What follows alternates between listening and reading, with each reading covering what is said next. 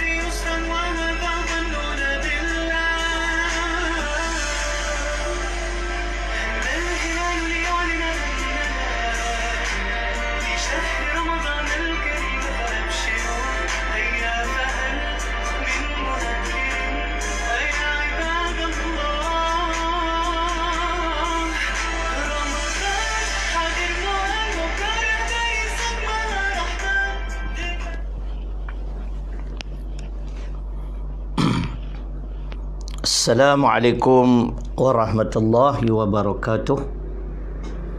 Alhamdulillahirabbil alamin. Wassalatu wassalamu ala asyrafil anbiya'i wal mursalin wa ala alihi wa sahbihi ajma'in. Rabbi shrah li sadri wa yassir li amri wahlul 'uqdatam min lisani yafqahu qawli. Wala hawla wala quwwata illa billahil aliyyil azim. Muslimin dan muslimat, tuan-tuan dan puan-puan, moga-moga kita semua dirahmati Allah Subhanahu wa taala. Izinkan saya memulakan dengan membaca satu sebagai renungan puisi. Bila mana manusia mula menjauhkan diri dari Allah Subhanahu wa taala, yakni tidak menghiraukan dengan hukum hakamnya, maka Allah akan turunkan nikmat dan kesenangan pada mereka dengan pelbagai kenikmatan. Semua itu sebagai satu ujian. Ketika mana manusia leka dan bersedap-sedap dengan nikmat itu, maka secara tidak sedar Allah turunkan malapetaka dan balanya pada mereka. Kata-kata ini ataupun puisi ini boleh dikaitkan dengan firman Allah, falamma nasu ma dzukiru bih fatahna alaihim abwaba kulli syai' hatta idza farihu bima utu akhadnahum baghtatan fa idzahum mublisun. Dalam surah Al-An'am surah ke-6 ayat 44. Relevan lah dengan apa yang disebut tadi dalam puisi tadi. Mana tatkala manusia itu lupa, kata Allah, lupa tentang peringatan-peringatan yang terkandung dalam Quran, dalam hadis yang disampaikan kepada mereka, sampai ke telinga mereka, Mereka membelakangi juga peringatan tersebut. Maka kami buka segala pintu-pintu kejayaan, kemenangan dan sebagainya. Daripada segala sesuatu, buat apa berjaya? Sehingga mereka sedang bergembira dengan apa yang dinikmatkan ataupun yang dikurniakan oleh Allah pada mereka. Ketika itulah Allah menyeksa mereka secara mengejut, secara tiba-tiba, dan ketika itu mereka berputus asa. Ayat tentang istidraj, sebahagian manusia yang tidak taat kepada Allah, tetapi Allah beri bermacam-macam kenikmatan, kesenangan dalam kehidupan di dunia yang sementara ini. Mudah-mudahan puisi yang ringkas tadi memberi manfaat kepada kita bersama, supaya kita senantiasa mengingati, mensyukuri segala nikmat kurniaan Allah dengan kita mengabdikan diri kepadanya. Baik, pada pagi ini saya tengok saya punya jadual. Hari ini hari ke-41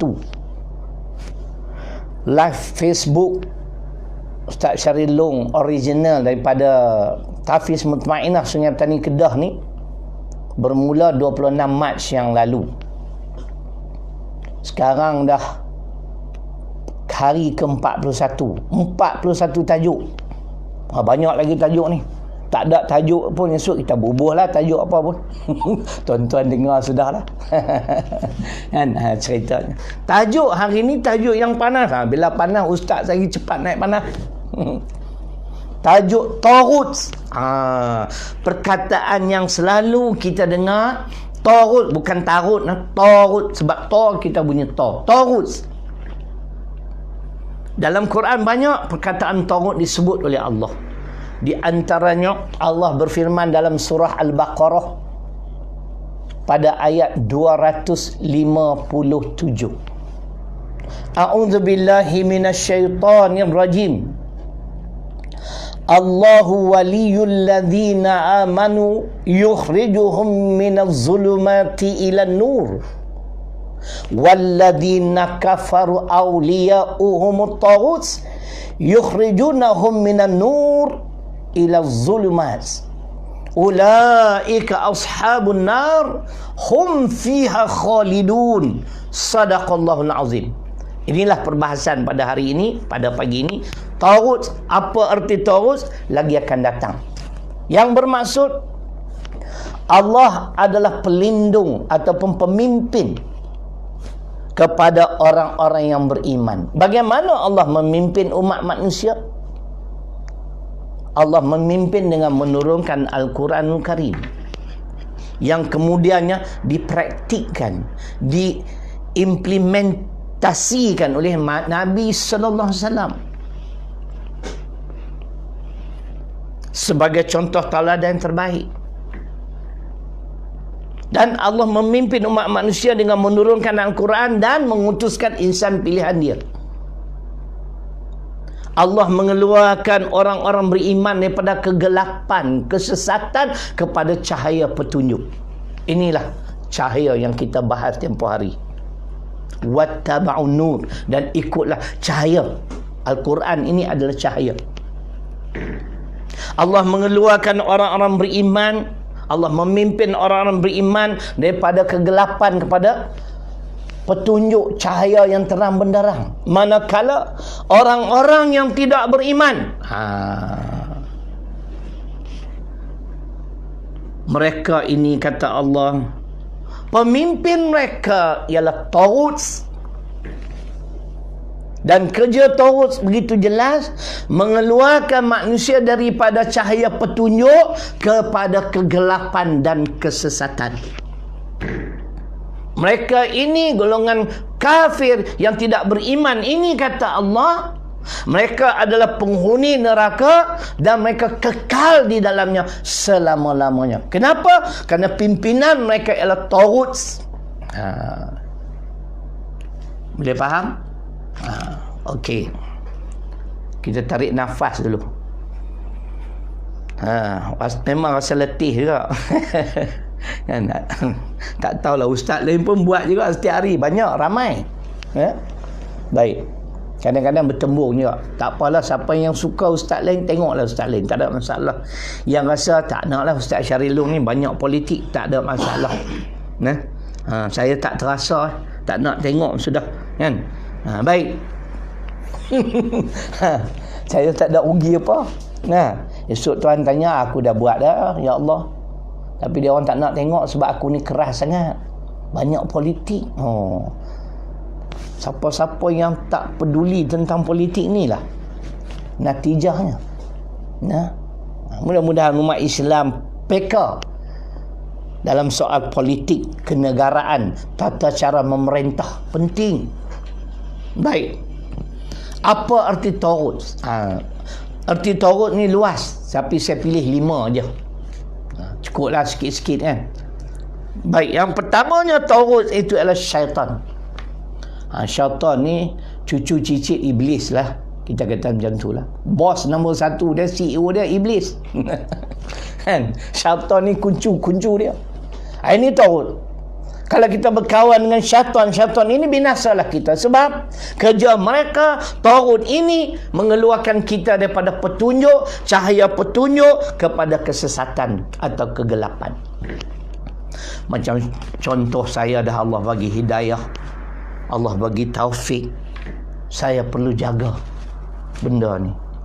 Saya perlu jaga sebaik-baik mungkin. Kerana dia bagi, dia boleh cabut balik, dia boleh tarik semula. Justru berhati-hati dengan syaitan, baik syaitan jin ataupun syaitan manusia. Mana dia dalam Quran, syaitan itu terbahagi kepada 2, jin dan manusia. Dalam surah Al-An'am, surah ke-6 ayat 112.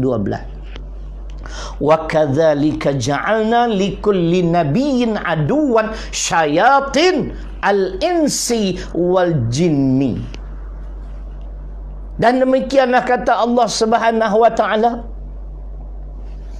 kami jadikan bagi setiap nabi, para anbiya, rasul, ada musuh. Siapakah musuh pada para anbiya, nabi dan rasul ini? Tidak lain tidak bukan syayatin, syaitan. Plural lah ini. Dan Allah menegaskan syaitan itu terbahagi kepada 2, al-insi wal jinni, syaitan manusia dan syaitan jin yang kita tak dapat lihat dengan mata kasar kita. Tapi yang paling bahaya ni, kuat pengaruh dia, syaitan manusia. Sebab itu, sesiapa yang tidak mempedulikan tentang agama Islam, tidak pernah mengambil berat tentang petunjuk Al-Quran dan As-Sunnah, mereka akan dikuasai oleh syaitan manusia ni. Wa man ya'shu an dzikri rahman nuqayyid lahu syaitana fahuwa lahu qarin wa innahum la yasuddunahum 'anis sabil wa yahsabuna annahum muhtadun. Dalam surah Az-Zukhruf, surah ke-43 ayat 37, 36 dan 37. Yang bermaksud, dan sesiapa yang berpaling daripada peringatan kami, peringatan Al-Quran, peringatan As-Sunnah, peringatan orang-orang yang beriman, yang sumbernya juga daripada Al-Quran dan As-Sunnah, maka kerana perbuatan tersebut, nuqayyid lahu syaitana, aku hantar, kata Allah, syaitan kepada dia. Kepada siapa? Orang yang tidak mempedulikan peringatan Al-Quran. Fahuwa lahu qarin, maka syaitan itulah yang menjadi teman setia anda. Bukan RTM. RTM ada juga yang dia punya sebut, dia kata rehat tunggu mati. Kan? Semua orang tunggu mati lah kita ni. Jadi maknanya fahuwa lahu qarin. Kerja syaitan manusia ini, sebahagian kata syaitan manusia dalam ayat ni, sebahagian kata umum lah. Kerja syaitan manusia ni yang kuat pengaruh dia ialah menghalang kita supaya kita jangan ikut ajaran Islam sepenuhnya. Dan orang yang tertipu, terpedaya dengan syaitan manusia ini atau syaitan jin, taghut ini, dia menyangka dia adalah manusia yang mendapat petunjuk. Ini yang bahaya. I'm okay, I'm dapat haji dah, takkan tak betul kot. Solat pun tak tinggal. Jaga. Jangan kamu mempelakangi peringatan Al-Quran. Jangan kamu buat acuh tak acuh dengan peringatan Allah dan Rasul. Bahaya. Kerana akhirnya kamu akan diperdaya oleh taghut, yakni syaitan. Sama ada syaitan manusia ataupun syaitan jin.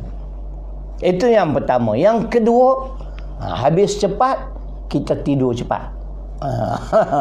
Dia orang kata tidur pun Ustaz dapat pahala. Tapi kalau tidur lepas subuh sampai sekarang, itu bukan pahala, tu cerai. Saya pun ada hikmah juga lah. Memang banyak hikmah lah PKP ni. Saya pun dulu memang suka tidur lepas subuh. Tapi saya guna kalimah zikir, bukan tidur, zikir. Tapi sejak 18 Mac sampai sekarang tak pernah tidur. Saya tidur lepas Zuhur. Zuhur pukul 2 sampai pukul 3.30 cukup lah, 1 jam setengah. Bangun, mandi, kemudian ambil wuduk, buat persiapan untuk asar. Kalau ada kesempatan sebelum asar tu, doa-doa, alhamdulillah Allah bagi peluang. Baik. Yang keduanya, taghut itu ialah berhala. Berhala ni, ini taghut. Sebab tu ada golongan yang tidak beriman, mereka menyembah berhala. Mereka meyakini bahawasanya berhala ni boleh memberi manfaat dan boleh menolak mudarat. Itu taghut. Itu amalan yang sesat. Sebab itu menyembah berhala dilarang sama sekali oleh Islam. Kita tak pernah fikir kan, contohlah si A ni, dia buat satu reka bentuk berhala, tak kat situ. Semua umat manusia sembah berhala yang direka cipta oleh si A. Lebih baik pergi sembah dia. Tahu tak? Dia lagi hebat sebab dia yang reka bentuk berhala. Akal dia tak nak guna. Sebab itu dalam Quran ada beberapa perkara yang diharamkan oleh Islam, yang termaktub di dalam surah Al-Ma'idah, surah kelima pada ayat 90. Ya ayyuhalladzina amanu innamal khamru wal maisir wal ansab wal azlam rijsun min amali syaitan fajtanibu la'allakum tuflihun. Live kan ni? Ya, live. Muhammad Fatih.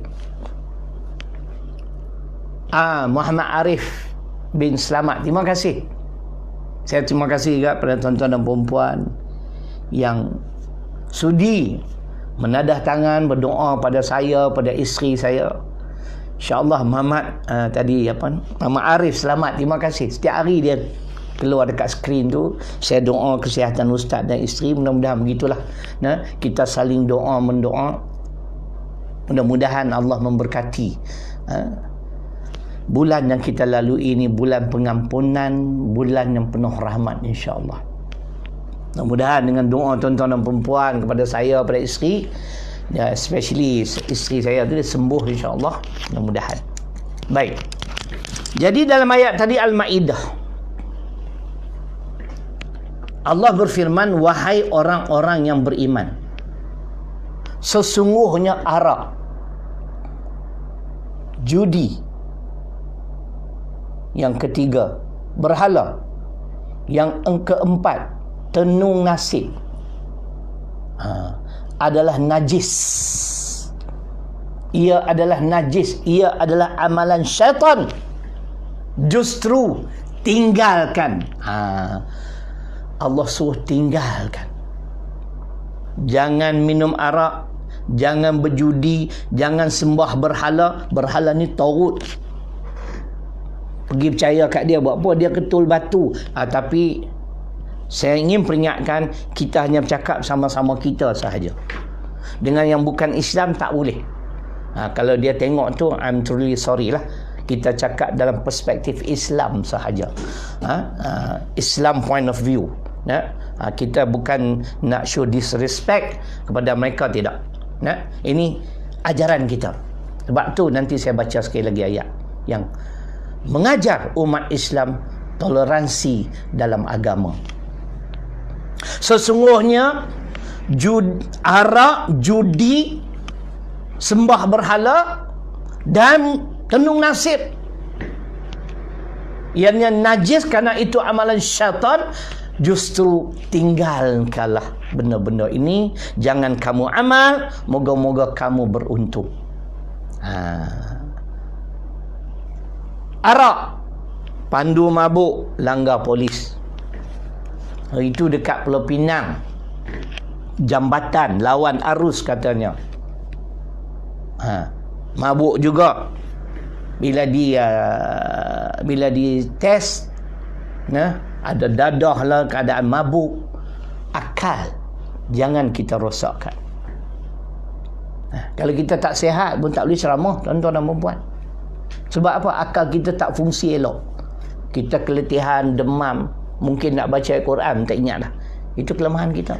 Apatah lagi kita rosakkan akal yang begitu hebat kurniaan Allah pada kita, yang membezakan kita dengan haiwan.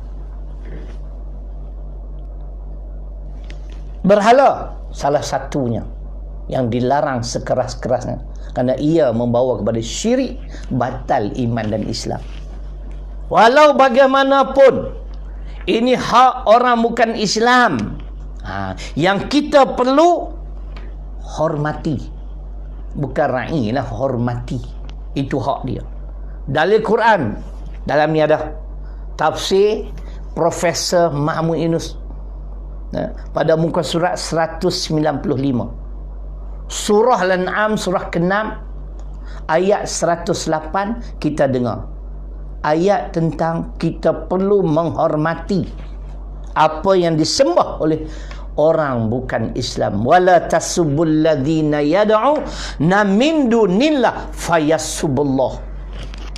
Dan janganlah kamu mencerca sembahan-sembahan mereka selain daripada Allah, nanti mereka pula akan mencerca Allah. Huraian, ini petunjuk Al-Quran yang wajib kita ikuti. Kita tidak boleh mencela orang. Tak boleh apa yang mereka sembah. Dia kata sini Allah melarang mencela berhala yang mereka sembah, kerana hal itu membawa dan menarik mereka untuk mencela Allah Subhanahu wa taala sebagai balasan bagi mencela berhalanya. Ini ajaran Islam. Religious tolerance, toleransi keagamaan. Kita tak boleh paksa. Itu dia punya faith, itu dia punya keyakinan. Biarlah. Kita, panduan kita Al-Quran dan Sunnah.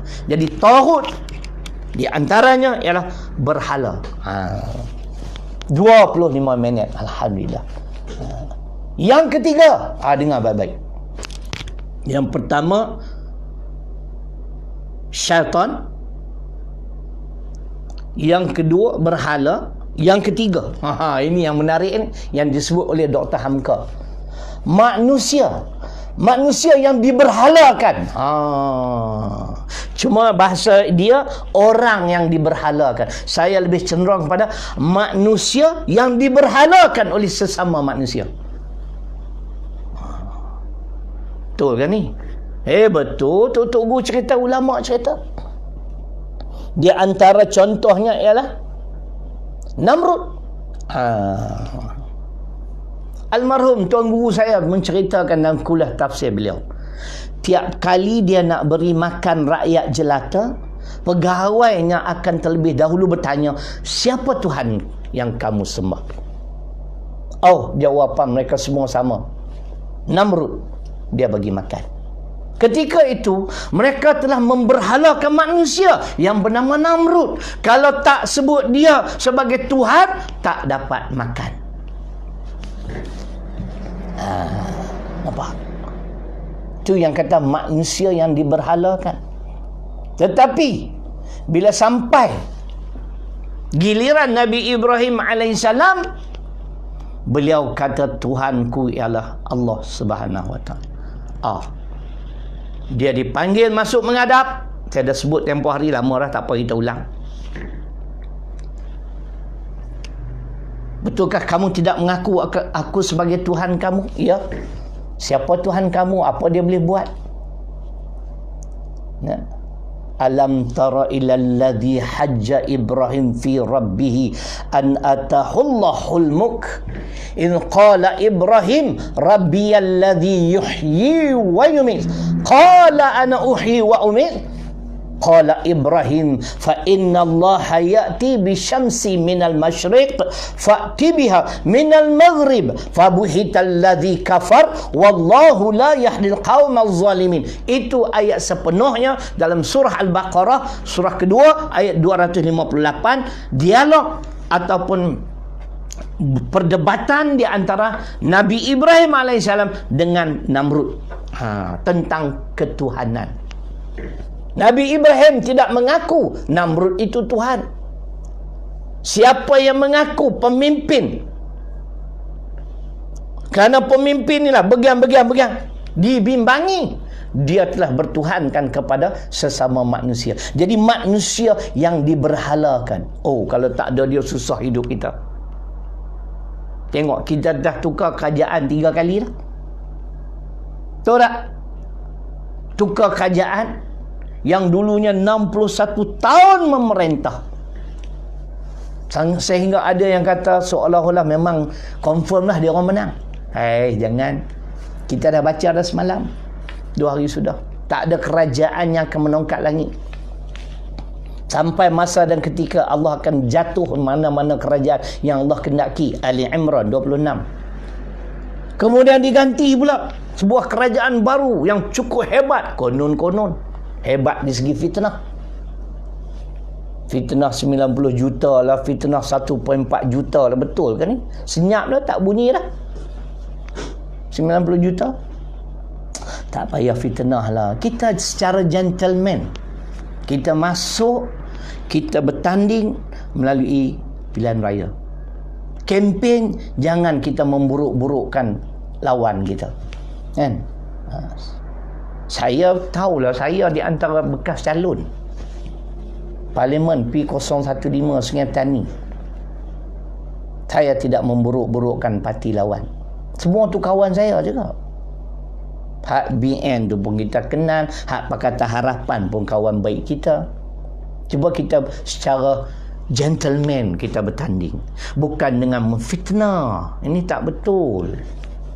Nak sangat kuasa sehingga sanggup melakukan apa saja. Ini salah. Mungkin yang akan datang saya tak bertanding aku.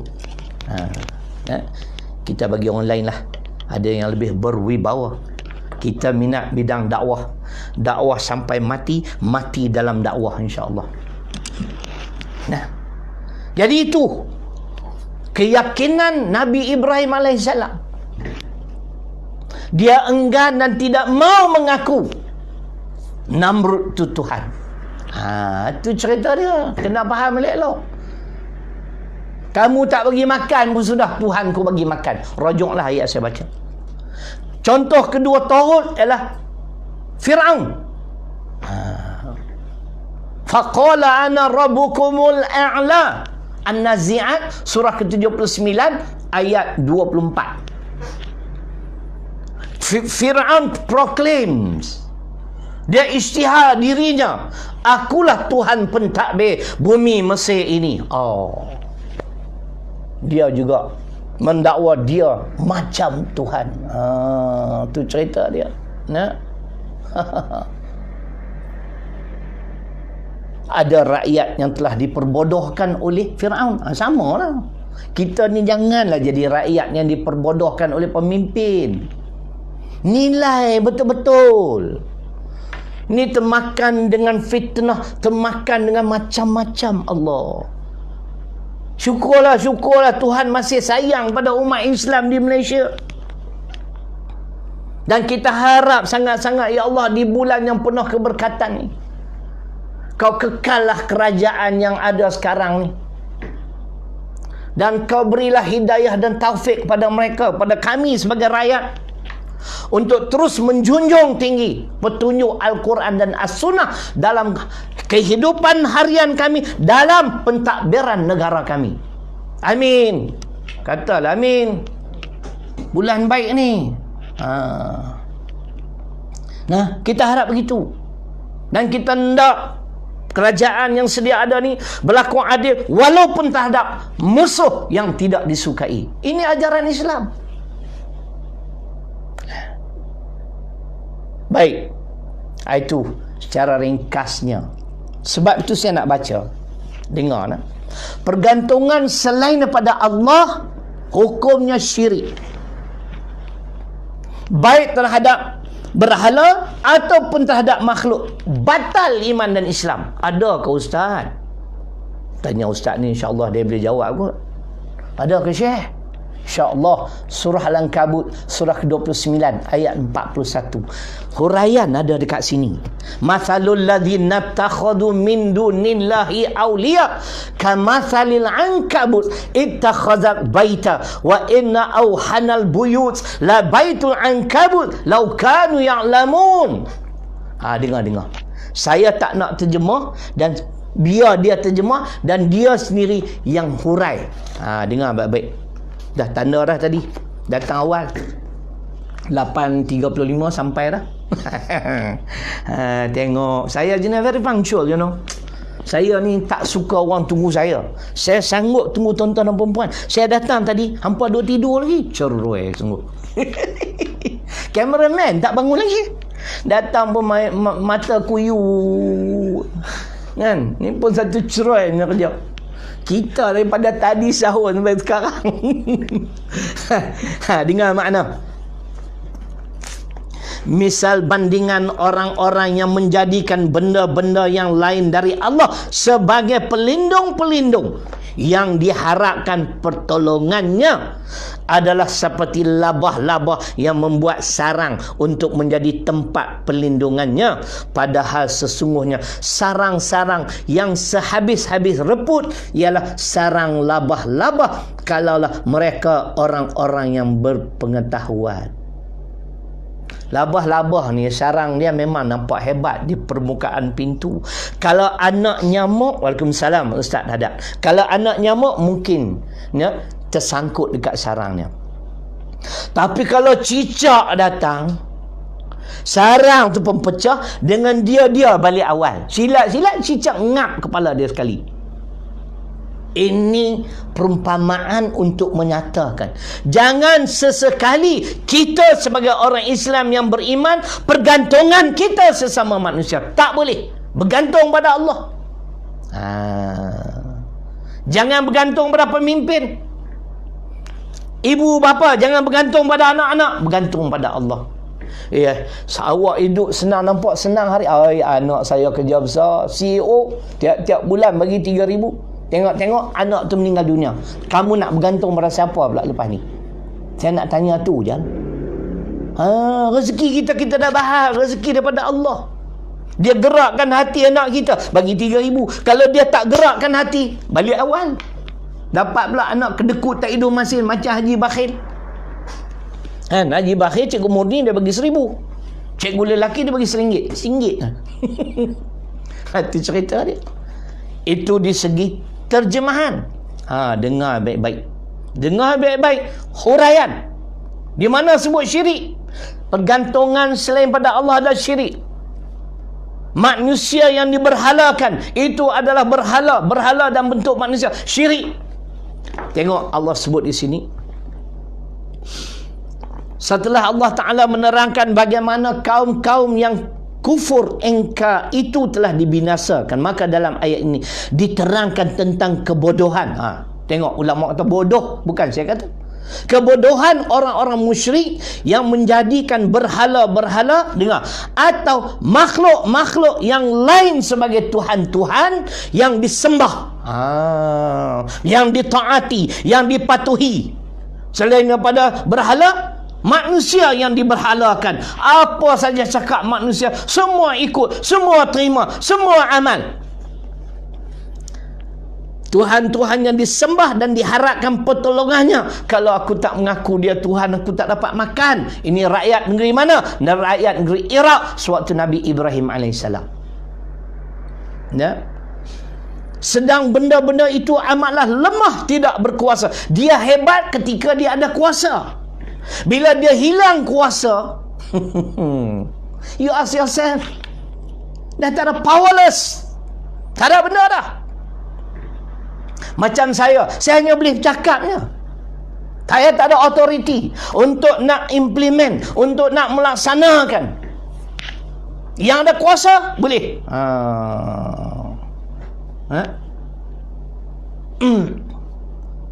Ustaz kata dalam satu hadis sebut, sokong kezaliman kerana benci pada Islam syirik. Banyak perkara yang boleh jadi syirik. Terima kasih Ustaz. Dan tidak dapat memberi kepada mereka sebarang pertolongan. Tengok, dia kata benda-benda tu, baik berhala, baik makhluk-makhluk ni lemah. Walaupun mungkin sekarang dia ada kuasa, dia bagi arah, pergi tangkap orang tu. On the way, orang yang nak pergi tangkap, berlaku musibah, tak kena tangkap sebab Allah tak izin. Nak tengok izin tak izin, kena tengok surah Al-Baqarah. Mudarat berlaku dengan izin Allah, Al-Baqarah 102. Manfaat juga dengan izin Allah, kita tengok Al-Baqarah 255. Nampak tak? Yakni huraian dia, kalau mereka mengetahui hakikat ini, tentulah mereka tidak tergamak melakukan perbuatan syirik yang bodoh itu. Syirik, pergantungan selain pada Allah itu lemah. Syirik. Kita cuma berdoa supaya kerajaan yang ada ni kerajaan yang Islamik, kerajaan yang akan melaksanakan perintah yang terkandung dalam Al-Quran dan As-Sunnah. Kita tak bergantung pada mereka. Kita pohon supaya mereka jadi pemimpin yang terbaik, pemimpinnya adil, pemimpinnya Allah redha. Kalau takdir esok nak tukar juga kerajaan, kita hidup juga, makan cuma tak dapat banyak lah. Dia bagi RM30. Tu pun jangan. Aduh, siapa nak sangka tuan-tuan? Kita tak sangka. Tak sangka tiba-tiba datang kerajaan baru, datang musibah. Dah duduk kat rumah kat 2 bulan ni, 40 hari lebih, yang tak ada kerja, tapi kerajaan bagi bantuan. Itu semua daripada Allah. Mereka hanya sebagai pentadbir saja. Mereka jangan mendabik dada pula. Ni kena faham ni. Jangan kita letakkan kedudukan kita standing seperti Tuhan. Kalau Allah tak gerakkan hati pemimpin negara, dia tak bagi. Tapi Allah tahu. Ni macam kami ni, tahfiz. Saya dah tak keluar hampir 40 hari, tak berdakwah 40 hari, cuma melalui live Facebook saja. Allah bagi sumber yang lain. Saya berdoa, saya menitis air mata, ya Allah, Engkau Maha berkuasa, Maha bijaksana, ya Allah. Aku pun tak sangka macam ni kau nak tolong sekolah yang aku urus selama 11 tahun. Sumbangan tuan-tuan dan puan-puan. Ada sahabat Sultan, ada bagi semangat kan? Oh, you tak bagi lagi. So what are you waiting for? 552059703378 552059703378 Tafiz Mutmainah Maybank. Dan lagi kempen. Nah, cerita ni tuan-tuan dengar, pimpinan Ar-Rahman.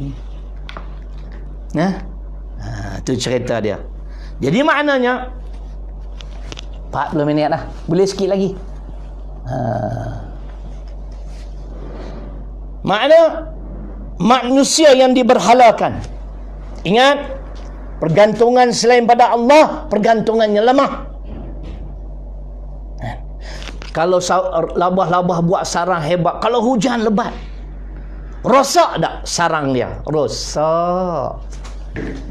Hebat Allah Ta'ala ni, dia buat bandingan supaya kita, dalam Quran ni ada bandingan nyamuk, labah-labah. Yang keempat yang disebut taghut, kata ulama, ialah setiap penyelewengan terhadap agama Allah. Ni berat ni. Ada manusia yang menyeleweng, yang meminda, mengubah undang-undang peraturan Allah. Dia tu dah jadi macam Tuhan. Dia anggap dia macam Tuhan. Kita yang terima pakai undang-undang yang dicipta, direka cipta, yang dipinda itu, kita adalah syirik juga. Dia pun syirik, kita pun syirik. Mana dalil? Hari tu kita ada tunjuk sekali, tak apa, Melayu mudah lupa. Kalau tuan-tuan buatlah survey tengok, pasal ustaz ni boring lah, hari-hari cakap yang sama, kita tak payah buat dah lepas ni. Saya nak pergi England pula, nak jadi penceramah antarabangsa pula, cakap bahasa Inggeris pula. Dah orang Malaysia tak nak dengar lah. Saya nak ringkas. Tadi Ustaz Haddad sebut tu baru saya nak baca, Ustaz. Walaupun dia bergelar ulama, PhD, permanent head damage, setengah orang kata perangai hasad dengki. Mengaji tinggi syariah, tapi dia menggubal, dia meminda undang-undang peraturan Allah. Dia syirik. Siapa yang menerima pakai undang-undang yang digubal oleh dia, sama-sama syirik. Mana dalil? Ya, kitab ni. Muka surat 266.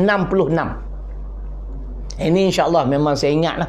Muka suratnya, kalau silap nanti kita cari lagi. Muka surat 266, surah At-Taubah, surah ke-9 ayat 31. Ini ayat dia Ustaz Haddad. A'udzubillahi minasyaitonirrajim. Ittakhadhu ahbarahum wa ruhbanahum arbaban min dunillah. Mereka menjadikan ahli agama mereka, ruhban, pendeta-pendeta mereka, sebagai Tuhan selain pada Allah. Ada manusia yang mengangkat ahli agama sebagai Tuhan.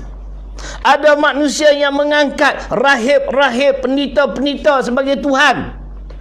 Apa maksud mengangkat ulama sebagai Tuhan? Ini syirik ni. Disokong oleh hadis riwayat Imam Ahmad dan Tirmizi. Jadi saya baca sebahagian hadis itu, panjang juga. Saya baca ini penghujung. Muka surat 266 insya-Allah. Itu segi makna, segi huraian. Huraian 269, 266. Profesor Muhammad Yunus, moga-moga Allah merahmati semua pentafsir-pentafsir kitab Quran yang saya rujuk ni.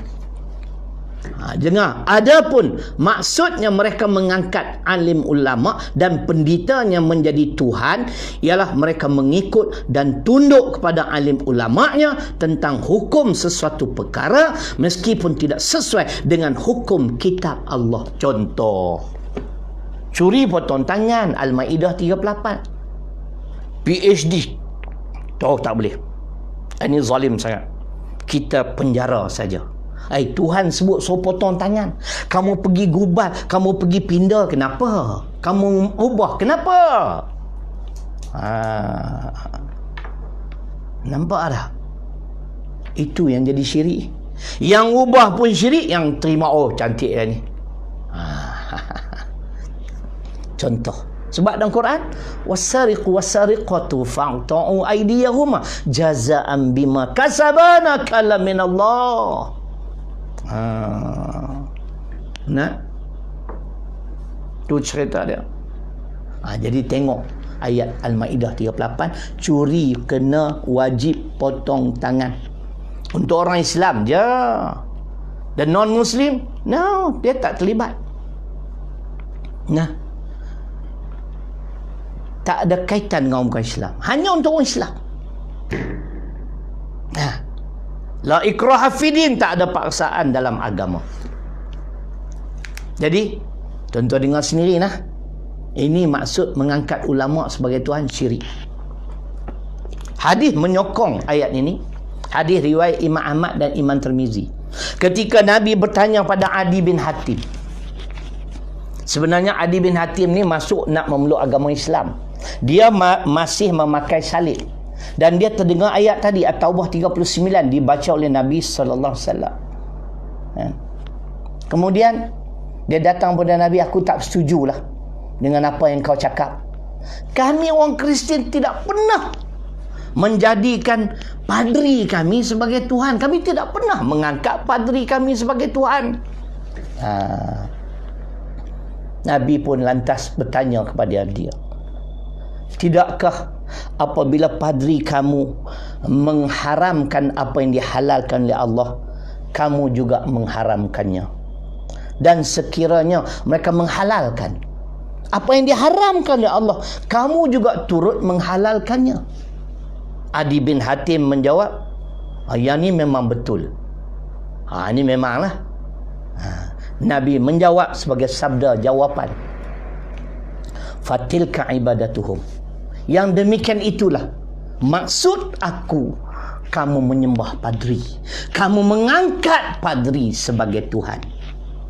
Saya ingin sebut, qul ara'aytum ma anzalallahu lakum min rizqin faja'altumhu harama wa halala qul Allah adzina lakum am 'alallahi taftarun.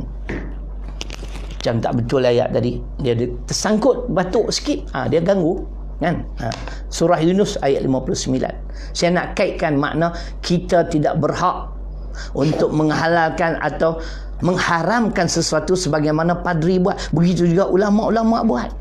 Kamu nak pindah tak boleh. Soal halal haram apa sahaja semua telah diputuskan oleh Allah. Inil hukmu illa lillah. Al-An'am ayat 57. Hak menetapkan hukum hanya hak Allah, bukan hak manusia. Kerana this universe belongs to Allah. Surah Yunus ayat 59. Ailah 45 minit juga.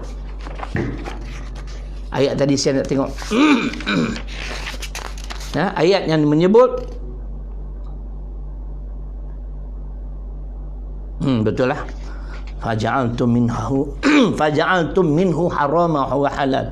Allah melarang kamu hanya mengadakan dusta terhadap aku. Aku tak pernah izin pun kamu menghalalkan ini, mengharamkan ini. Aku telah membuat ketetapan dalam Quran.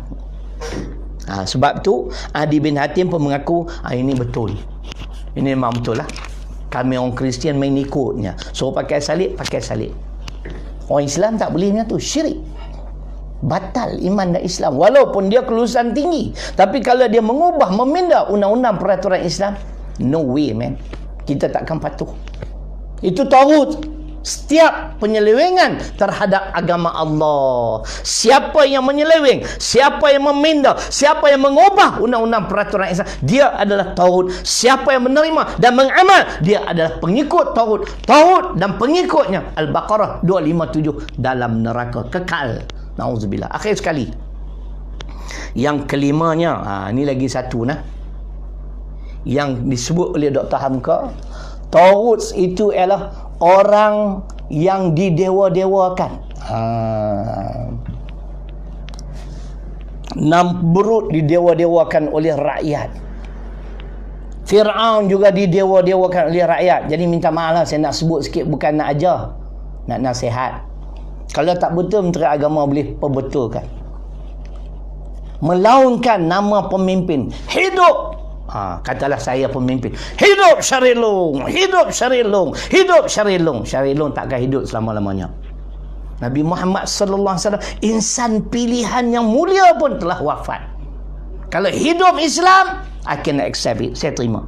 Tapi kalau hidup nama manusia, manusia itu takkan hidup selama-lamanya. Ini saya bimbang, masuk dalam kategori mendewa-dewakan pemimpin. Adakah Ustaz? Allah, Ustaz ni dah bagi tahu dah. Ada. Ni dia. Pimpinan Ar-Rahman, kebetulan. Muka surat dia, muka surat 135. Ayat dalam surah Ali Imran ayat 64. Saya nak semaklah ayat ni sebab lama tak baca. Muka surat 135 insya-Allah. Ali Imran ayat 64. Ayatnya agak panjang. Qul ya ahlal kitab ta'alau ila kalimatin sawa'in bainana wa bainakum alla na'budu illa Allah wa la nusyrika bihi syai'a wa la yattakhidha ba'duna ba'dan arbaban min dunillah. Fa in tawallaw faqulu syhadu bi anna muslimun. Cuba tuan-tuan dan puan-puan dengar. Saya bercakap ada sandaran. Berarti saya sebut kalau tak betul Menteri Agama kena perbetul kenyataan saya.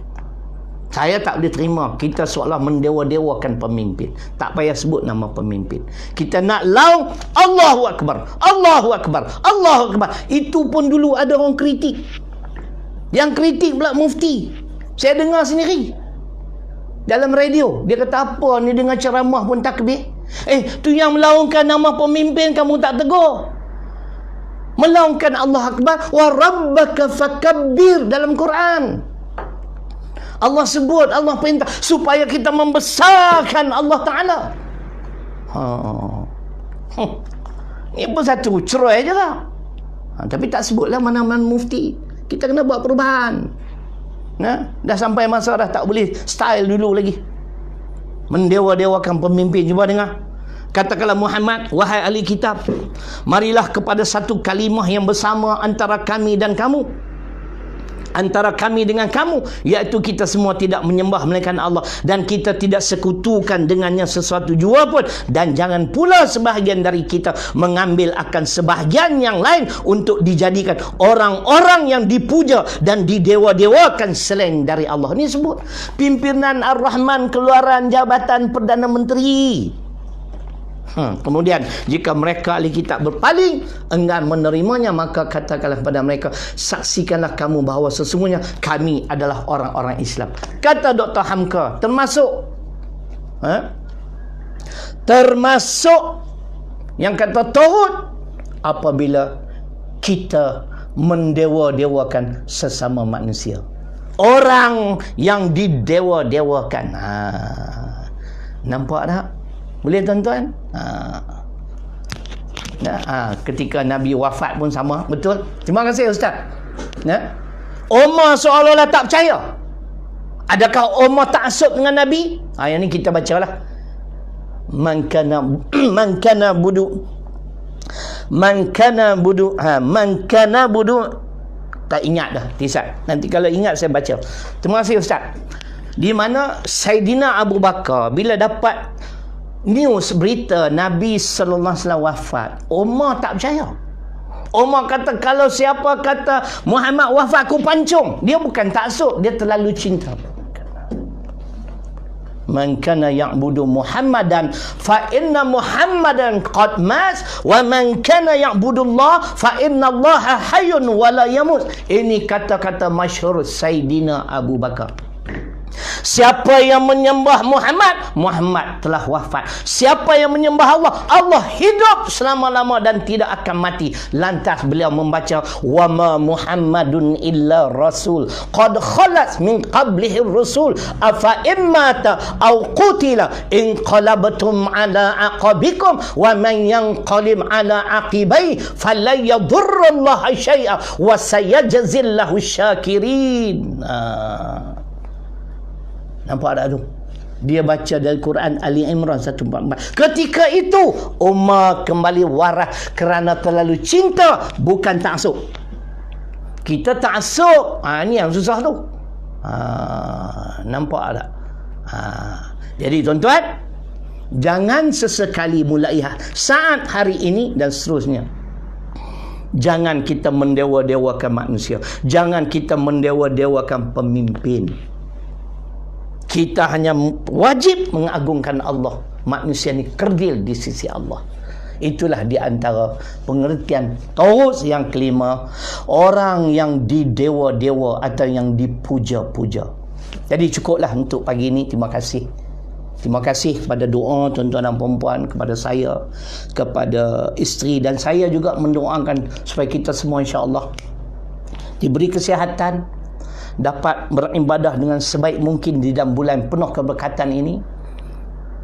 Dan saya pun juga berdoa pada tuan-tuan dan puan-puan. Memang saya berdoa pada muslimin dan muslimat secara umum lah. Mudah-mudahan Allah memberi atau mengekalkan hidayah dan taufik kepada kita untuk kita terus mengabdikan diri kepadanya. Moga-moga memberi manfaat kepada kita bersama. Jadi siapa yang ingin membeli boleh hubungi 0103148996.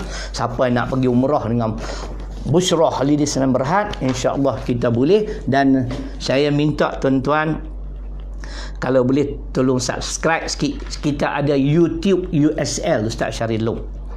Kalau tuan-tuan kita dah plan ada benda-benda kita nak buat ni, walaupun bagi saya ni benda baru, tapi insya-Allah kalau mendapat sokongan tuan-tuan dan puan-puan subscribe YouTube USL Ustaz Syaril Long, insya-Allah kita akan cerita apa yang kita akan buat dengan sumbangan-sumbangan yang rezeki yang Allah akan bagi. Insya-Allah saya akan manfaatkan kepada kebaikan Islam dan umat Islam. Jadi terima kasih, ribuan kemaafan, terkasar bahasa dan sebagainya.